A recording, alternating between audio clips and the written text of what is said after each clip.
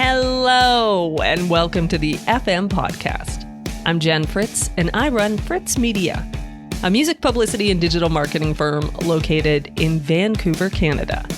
And this is episode number 70 of the podcast. So the topic of this week's show is building a sustainable creative life. And joining me on the show is someone who wears a lot of different hats. She's an artist, songwriter, producer, dancer, and executive operations manager at Misfit Music Management. It's Talia Duvet. We had a great conversation about what a sustainable music career actually looks like today, how you stay creative while working full-time in music, and whether working in the industry helps or hinders your own creativity and artistry. And, of course, there's so much more that we discuss.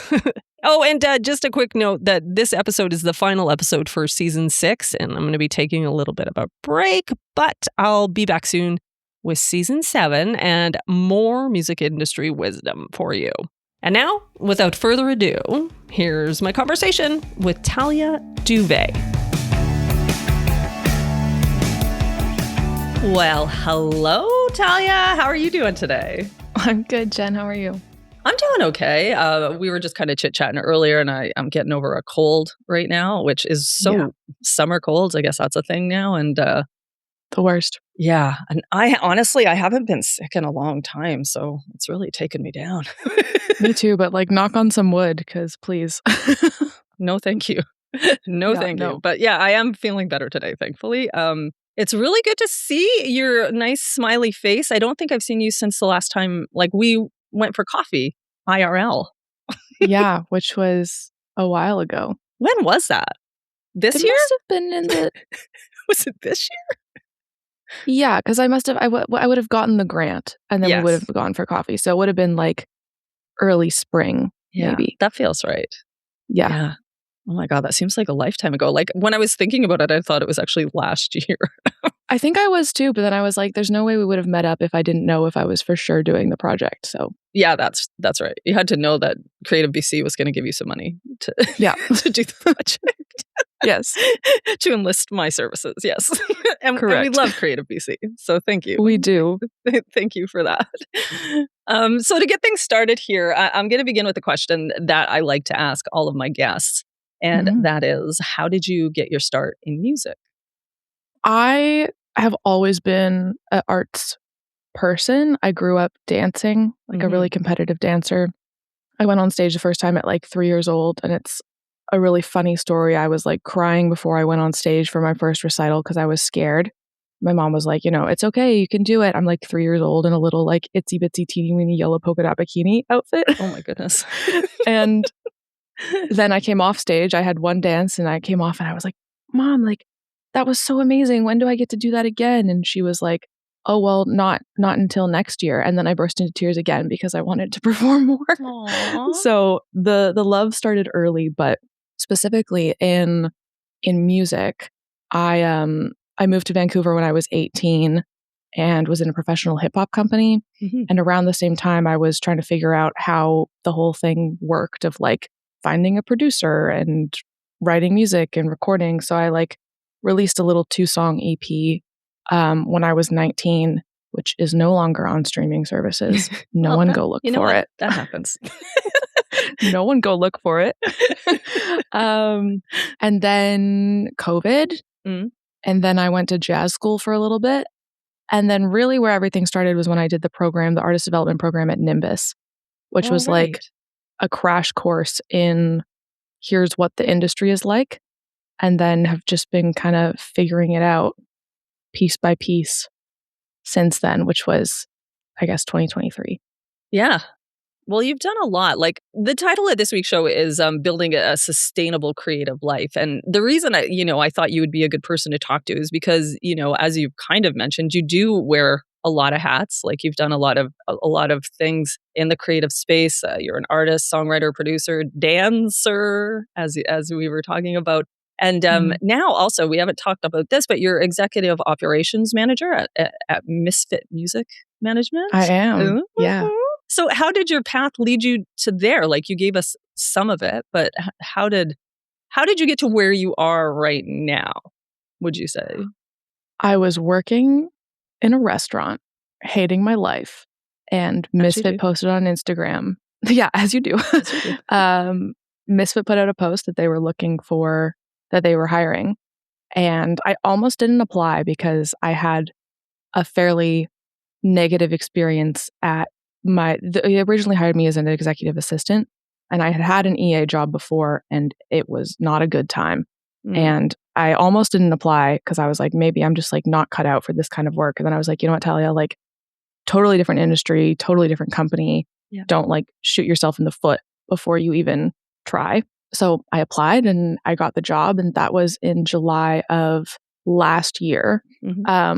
But obviously the previous EA job and experience I had before that was super helpful in being prepared for this job. So it's like, you know, kind of everything happens for a reason. Totally. Sort of deal. And then over the past year with Misfit, I feel super lucky. They give me a lot of trust and lean into what I'm good at and let me do the things that I'm good at, and have trained me in a lot of things because it's a fairly small team, and I just kind of get to do what I'm good at and what I love to do with them, which is a huge blessing in a job. Oh, definitely. It's good to have a job like that at the beginning of your career too, working for a small company, because you learn everything. And there's so many different sides to this business that, you know, you often don't get that opportunity. So it is really, totally, really good for that. And I actually interviewed Elise from Misfit. Yeah, she was on the show a previous season. I love what they're doing over there. I think they're a great group of people. So you are working for a really good team. Now, as I mentioned, we called this episode Building a Sustainable Creative Life. Now, when you hear that phrase, what does that mean to you? Like, what do you think of? I think for me, what I've always been striving for is being able to make my art and pay my bills. And there was a period in time where I was feeling like my life was kind of this triangle where there's 3 points, but you can only have 2. And it's either like, you know, the points are like pay your bills, make your art, and take care of yourself. And I was feeling like I could only have 2 at a time. And it was like destroying me. And so my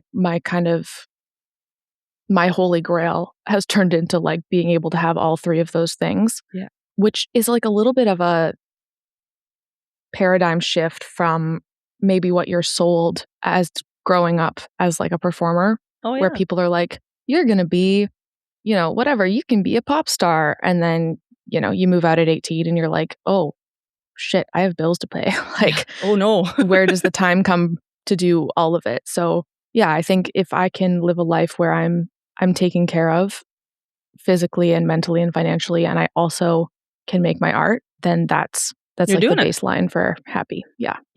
No, that totally makes sense. I mean, it is. I mean, I've been a young person as well. I know that it's hard. It's hard when you're starting out, and like especially in a creative industry, it can just be so frustrating. You're just like, what am I doing this for? Yeah. To quote Olivia Rodrigo, it's brutal out here. It is brutal out here. I love Olivia. You know, because of this, I think a lot of artists feel like they have to choose between being creative and being financially stable. I think that that's a decision that a lot of artists feel like they have to make. And you have, you know, as you've mentioned, you've managed to build a career that includes both. How do you think about like balancing the artistic fulfillment with the practical realities? Is there like any thinking behind it? Like how do you kind of work that into your life? Yeah, it's really, something that I'm still learning, and that is really important for me, is knowing when to take each of those respective hats off. It's hard to be the business manager or the regular person working a job and the artist at the same time. So I think having really strong boundaries around like, I'm turning off all of my technology and I'm just letting myself exist as a creative person this evening. You know, and just like making sure that happens, because if you think, oh, I'll do it when I have time or when it presents itself, like it just never will. There is always going to be something in life that feels more urgent or important. And if you don't carve out the time for your creative self, then, weeks can go by and then you're like, wait a second, when was the last time I touched a piano? No, it's very true. I mean, it is just the way that you're expressing it. I think it's important. I like the idea of just being one person at a time kind of thing. Yeah, that's really, I like that. Cause I mean, I have to do that a lot of the time too. It's like you're working on this thing only right now. Yeah. And that can be like really hard to do when, even our jobs have so much in them, and you're expected to do so much. And, because you're both an artist and someone who works in artist management, and you do get to see the industry from both sides, has working with artists maybe changed the way you approach your own creative career? Yeah, I don't think I realized how strange it is for me to be an artist that also has like an admin side or like a techie sort of passion. And I realized that I can really lean into that to like help me in leaning into my organization and that sort of thing, instead of feeling like there's maybe sometimes part of me where I'm like, oh, like I'm not, fully an artist because I am not totally just whatever, airy fairy around all the time. And I know how to use a calendar. And then I was like, wait a second, I can use this. This is a skill. It's a superpower, man. Yeah, but I didn't really know that until I was in the industry and I was like, oh, okay. And I definitely feel like, I've seen behind the curtain a little bit where there's just some things where you're like, oh, this is how this is done, but no one was going to tell me that. Yes. Like with grant writing, that's a big one where you're like, oh, now I know this. So I can use that information. So it's definitely been helpful, but it also has been like, we were talking about how we don't like traveling, like jumping between places. And I've learned that about myself and I go, how am I going to tour? Like there's that's actually a really good point. Yeah. To the listener, before we went on, we were talking about how when you're like traveling, like when I was just in London, I stayed at 3 different places, and the travel between like having to pack your suitcase up again and then go to another place can be frustrating. And I didn't even think of that's basically what touring is every day. Oh my God. Yeah. And I'm like on tour with artists and I'm seeing them doing that. And then also having to perform at night and then waking up and, getting on a plane or whatever. And I was like, oh, I have to think about how I would do this. Yeah. Well, it's like, I know that you're like, you describe yourself as someone who thrives on systems, right? And like maybe you just have to kind of figure out your system for that. And, I think, actually we've already touched on this a little bit, but, a lot of people, as you said, like they hear the word systems and immediately worry that it'll make them less creative. But as you've said, I think it does give you a bit of a superpower. For someone who feels overwhelmed by trying to juggle music, work, social media, admin, all of it that comes with being an artist these days, and just life in general, what's one simple system or habit that you would recommend starting with? This is actually such a good question because I'm working on a workshop right now on this topic that I'm presenting at Breakout West this year. Oh, nice. And I've done a lot of work helping artists create systems that work for them. And I think that where productivity apps and like the industry of productivity goes wrong is they try to prescribe people a system and say, this is the system. And then people, if it doesn't work for them, they feel like, it just contributes to more of them feeling like they suck or they're a failure because they couldn't use that system. Whereas I think the trick is actually teaching people how to create a system that works for them. That's true. So, you have to have a way to capture the things that you need to do. And that looks different for a lot of people. Do you like writing it down? Do you like voice notes? Do you like having an app? Do you like, having some people I've seen have, like bowls of sticky notes where they put the random non-time urgent things that they need to do in. So capturing things, sorting things, delegating things. But in more of a specific sense, I think the first thing to do is to realize that you can't and don't have to do everything. That's very good advice, Talia. I think the problem is like people, when you're overwhelmed, you don't know taking that first step is the hardest thing. to do. Yeah. Right? And just knowing that you just have to do step one, like that, just step one, and you don't have to like do friggin' everything. Yeah. You just like start. And you don't even have to do step one of all the things that you think that you have to do. Like, all of social media, if you're an artist on social media now, you're getting like bombarded with people trying to sell you things, being like, you need to apply to this and you need to do that. You need to be posting to social media in this way. And it's like, okay, hold on. Before you even create your to-do list, take a look at the things that you think that you have to be doing and go, do I actually care about this? Does this align with my values and where I want my career to go? Or do I just think that I need to do it because I've seen an Instagram ad that has told me 7 times that I need to do it. And now I'm feeling this like pressure that I'm not going to be good enough if I don't do this thing. And that's a very real thing that happens to artists. Why do I think I have to be doing this? Yeah, it's like, I am somebody that suffers from this even to this day. Just like I call them fake deadlines. Like they're deadlines that you yourself have imposed, and and I always have to say, is this a real deadline to myself? Totally. Because there are real deadlines. Like, yes, there are, but there are some that you're like just decided was a deadline. Totally. And you can move that deadline. So. Yeah, you can. And you don't have to apply for every single opportunity. And you don't have to like sometimes being so scattered. I'm saying this from real, like this past month, for the first time ever, I was like, wait a second. I don't have to force myself to apply to this thing.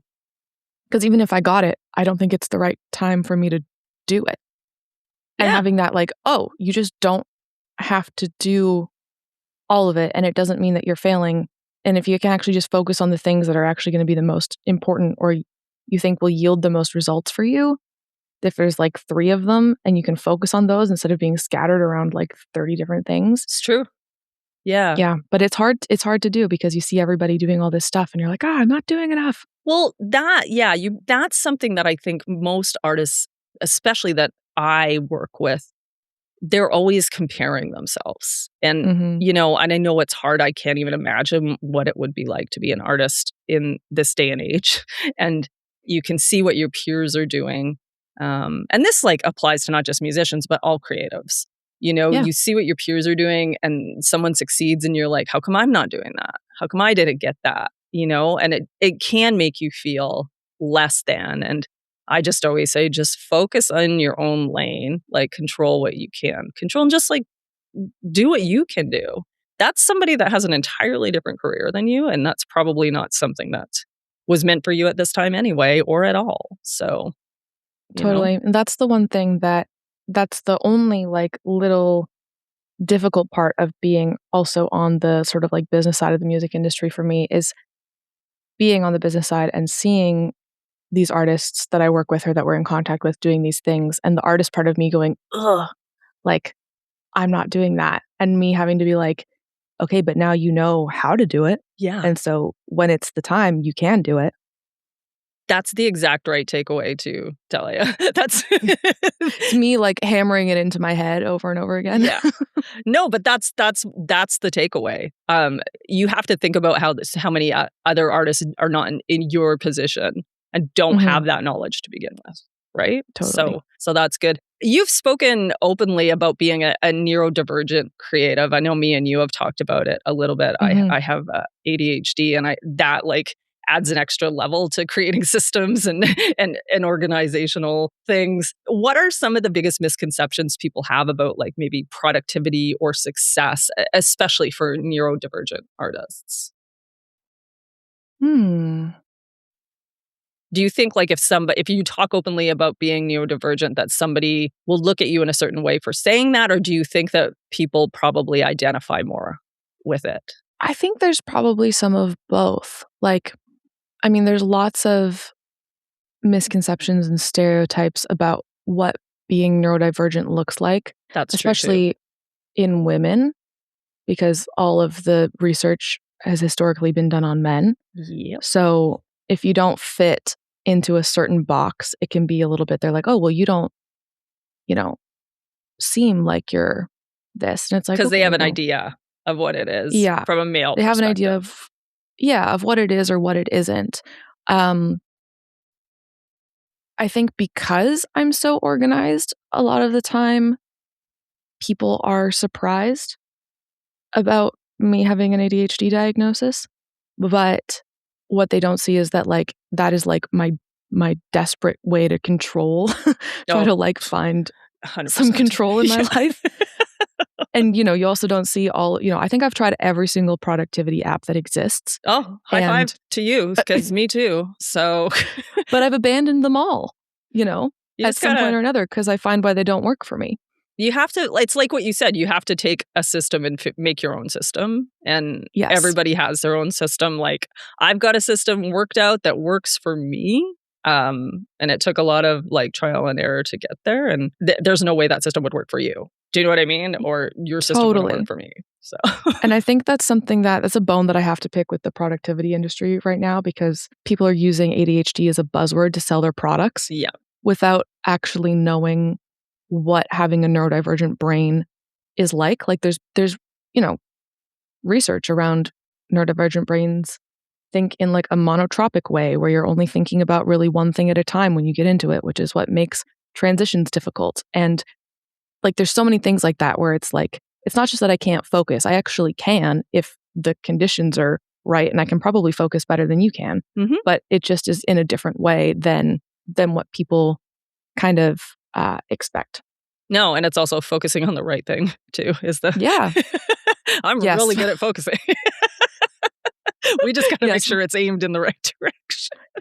Yeah, my pantry is organized, but my taxes are not done. Yeah, that's that's. I was just talking to this about this with a friend yesterday. I was just saying, like, I do a thing where I start doing a task that I really want to do instead of doing the task that absolutely needs to get done because I want to do the other thing. And it's just Yeah, like, it's interest-based attention, right? yeah.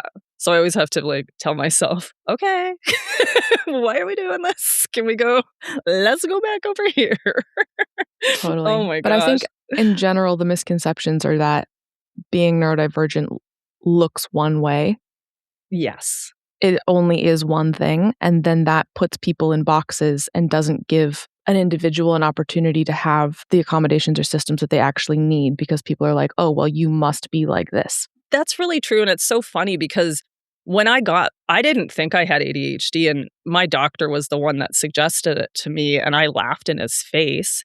And like truly, because I had a boyfriend for years that had like the ADHD that people think of when they think of ADHD, like just like I would always have to be like, can you stop talking like right now? Like, you know what I mean? Like, and I think that that's what people think of because it's a male dominated thing, like the kid that won't stop talking or interrupting in the classroom, like that thing. So I didn't think about, that's what I was thinking of. And he goes, no. He goes, you can't focus right now. That's what ADHD, that's how it usually presents in women. Yeah, inattentive instead of the hyperactive, right? Which is so crazy. Yeah. And the reason, I think I told you this when we had coffee, but the reason that they found it is because I went on anxiety meds, and the anxiety had been my superpower up to that point. So I was able to get stuff done because of the anxiety. So I was like, I'm fine, because the anxiety would force me to get everything done. But once I went on the meds and the anxiety went away, I was like, how come I can't focus? Because my anxiety was gone. And he said, this happens all the time with women, all the time, which was insane to me. But you're right. Like, there's just, everybody has a different brain. So yeah, even when you break it, every neurotypical person has a different brain. We have to treat people like individuals and validate the fact that even if we have the same broad label, your experience is going to be different from mine, and they're both valid. Absolutely. Well said, lady. Yeah. And it's just, and it's also like, even though we're both women with ADHD, we have different ADHD. Do you know what I mean? Yeah. Like, it's nothing, you can't paint everything with the same brush. In your role at Misfit, you spend a lot of time helping artists succeed behind the scenes. What, we've kind of talked about this, but what are maybe some other common challenges that you see artists facing today that maybe aren't talked about enough? What comes up like the most that you think they're challenged by? Is it maybe like creating so much social media content? Is it? Yeah, I think it does totally depend on the artist, because something that I've really learned is that every artist's career is so different. Oh, yeah. Even if you're in the same genre, like it's just so different. And because everyone is an individual, the things that we struggle with are different, as well. But I think social media is such a beast now that like, unless you're someone who's really, really like you like it and you're good at it. Like I work with one artist who just like is good at it and is really good at connecting with their community. But I work with a few that are not. And it's really worth having someone on your team who like understands the ever moving target of social media, because the things that like it develops so fast, however long ago waterfalling your releases was like a thing through Spotify, and there was a whole, but that's like dead now. And unless you know someone who is kind of like keeping up with that stuff, well, people are still doing it. So yeah, but it's apparently not. I mean, I'm not the main social media person on our team, but the information that I get, I'm like, oh yeah, okay, this isn't really a thing anymore. And it's such a beast to have to keep up with on your own. And then I think just general organizational stuff, which is not really the artist's fault. Like the way the music industry is set up, where like, you book one show and you have to like coordinate with 12 different people about it, and you have to post it to your website and to bands in town and to Instagram. Like the amount of admin that is involved in a music career, because the music industry hasn't gotten together to like create a standardized system for this stuff, which obviously, that would be a large task and a difficult problem to solve. But there's just so much admin stuff that's needed that I see artists getting stuck a little bit in this mucky middle where they're like far enough along in their career that they're starting to have these blockers where they don't have enough time to do all of the things that are needed of them, because they're also not really making a lot of money from their art yet. Yeah. But they're not quite big enough or have enough traction to have like full-time help or to have a manager or to hire someone. So then you're kind of stuck in this limbo where you're like, how do I do this? And that's why I want to help people start to figure out how to create systems that work for them. Yeah. So that then they can also bring people into their systems when they have the resources. Well, I think, what happens is that we lose a lot of artists along the way because of that. Would you say that it's maybe those building a system, like maybe that's what separates artists who are able to build a sustainable long-term career from those who maybe like burn out or just give up entirely? Like, would that be something that would help? I think so in this landscape, because unfortunately, the people who help artists aren't really taking chances on the, for lack of a better word, nobodies anymore. You have to already have a track record for someone to take an interest in helping you. And the getting to the point where you have a track record on your own is really difficult. And I mean, obviously, like, take advantage of, people in your community and your friends that want to help you. But I think it's definitely that is a place where we lose people, where they're just on the cusp of like getting to the point where maybe they could have some external help, but the weight of doing that all on your own while also trying to feed yourself and pay your rent just becomes too much to hold. It really does. It's really hard. It's hard in 2026 to live a creative life in general. And it makes me sad just for those reasons, because there's so much good art that we're just never going to get because of it, which is like, depressing. We hear, a lot about hustle culture in music, and this kind of attributes to it as well. Do you think the industry is starting to move away from that mindset, or is there still the pressure to just like always be on it and doing? I think the right people are moving away from it. I think there's small movements happening. Like Misfit is so anti-hustle. It's awesome. I love it. Part of their culture is very much like, like we need breaks. We are people. We are humans. But I think the people that benefit from promoting hustle culture, like major labels who are becoming more and more irrelevant, are being like, no, you have to work harder. You got to kind of like keep going, do this, do that. And I think anytime anyone is something that I've really noticed actually lately is anytime a stranger on the internet is promoting you to do more, it's probably because they're trying to sell you something. But it 100% is like, I would say most of the time it is. Yeah. It's creating this scarcity mindset so that you will buy their course, or like, why does everyone and their dog have a course right now? Like, and it's like everybody is selling a course on how to do social media or social ads to musicians. There is like so many. Go on TikTok, go on Instagram, and it's just like, what is the number one thing that you need to be doing right now to build your followers? And it's just like, oh, give you money? Okay. Yeah. Everybody. And it's like, okay, if something is making you feel like you're not doing enough, because they're also still selling the idea of an overnight success. Which doesn't exist. Yeah. No. And I think that as soon as you realize that that doesn't exist, you have to figure out what is sustainable for you, because it's the long game. It is the long game.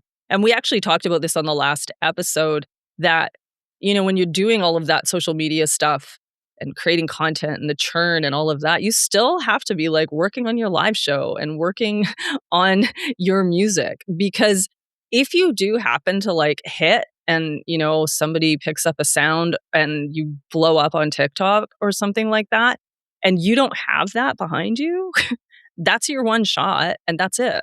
So you got to have that stuff in place or it's not going to go well, Totally.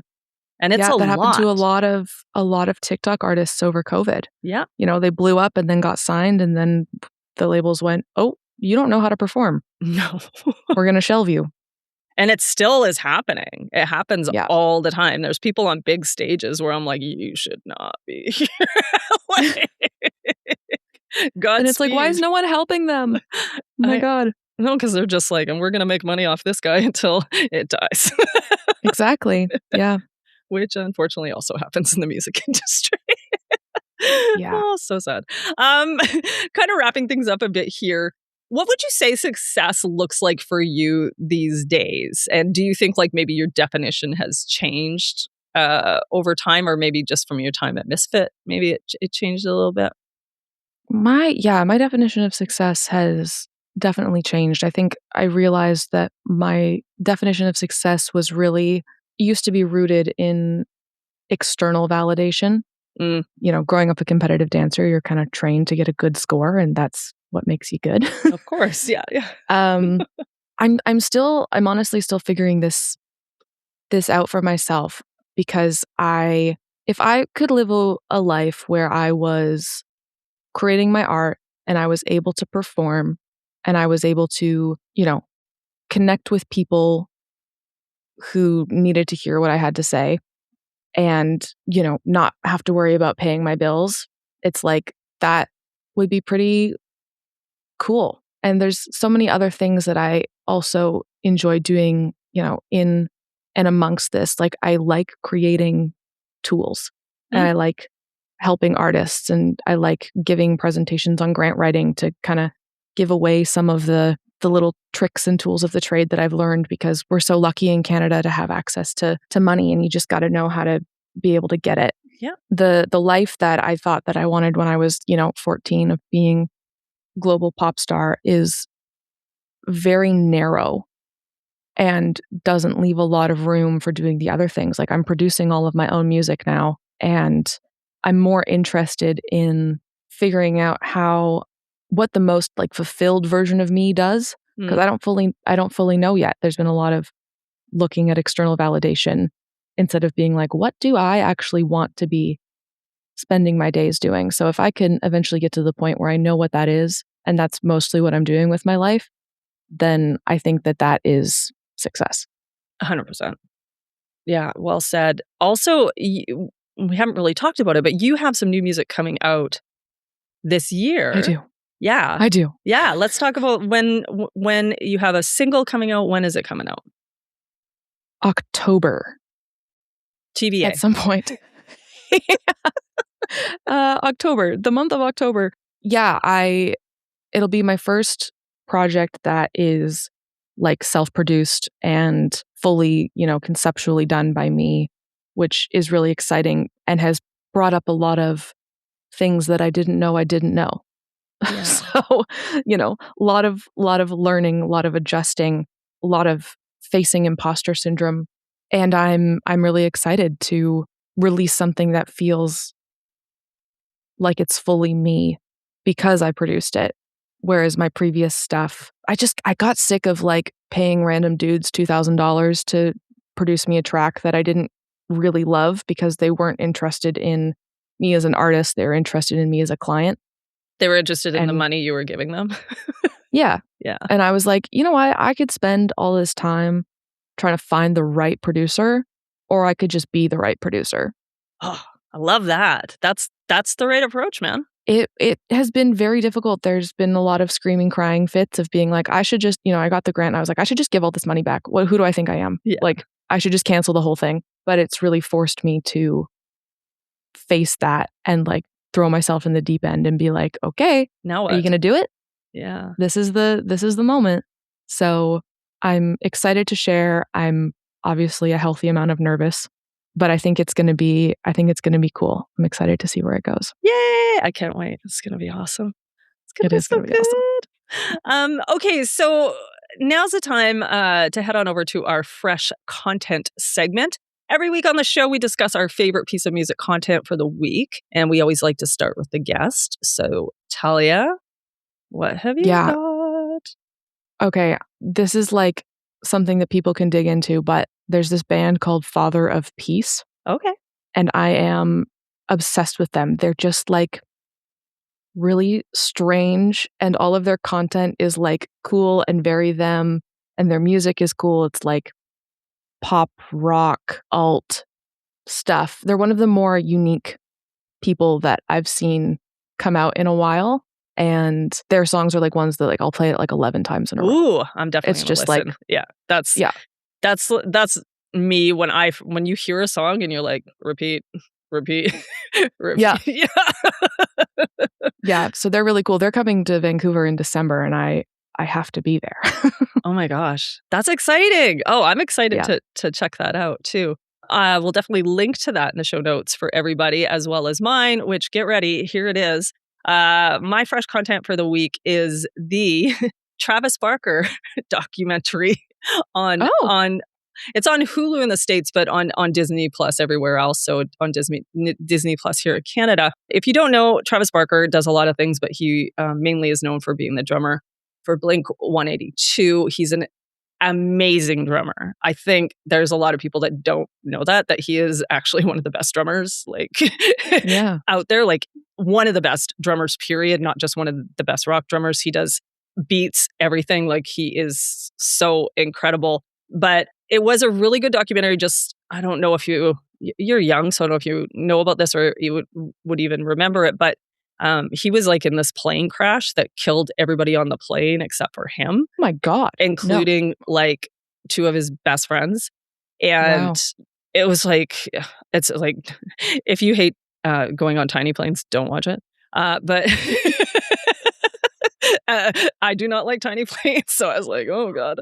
But yeah, it's just, it's about grief. It's about getting over things. It's about, sobriety. Like, it just was really good about a guy that I never really would have given more than a thought about, other than what I know about Travis Barker is I actually like Blink-182 and and also I know he's an excellent drummer. Like, those are the things that I know about him. And and that's why I like music documentaries, because I'll watch a music documentary about absolutely anybody. And I like it for that reason, because I was like, well, I did not know any of this other than, he's married to Kourtney Kardashian, which a lot of people know as well.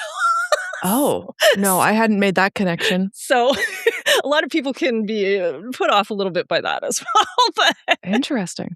Yeah, there's a lot going on there. But anyway, check it out. A link to yours and to mine in the show notes. And thank you so much for joining me today, Talia. Thank you, Jen. I'm honored to have been asked. This has been really fun. Yay! And where can people find you if they want to find out more about you and your music? Talia Duvet, Duvet, like the blanket on all of the things. Love it. You have the best name. Talia Duvet. Thank you. All right. Well, have a good rest of your day. Bye. You too, Jen. Bye. That was such a great conversation, and I just want to say thanks again to Talia for coming on the show. Thanks so much for listening to the FM podcast. If you like the show, please tell your friends and give us a 5-star rating and review in Apple Podcasts or wherever else you can rate and review your podcasts. Or you can help us by posting about it on your socials, whatever you can do to help get the word out. We'd really appreciate it. The FM podcast is produced by me, Jen Fritz, for Fritz Media. If you want to learn more about Fritz Media, check out our website at fritzmedia.ca. And to find out more about the podcast, go to thefmpodcast.com. A big thank you, as always, to Said the Whale for providing the theme music for the show. Okay, so we're going to go out with our song of the week for this week, which, of course, is from Talia Duvet. This is a single of hers from last year. It's called Time.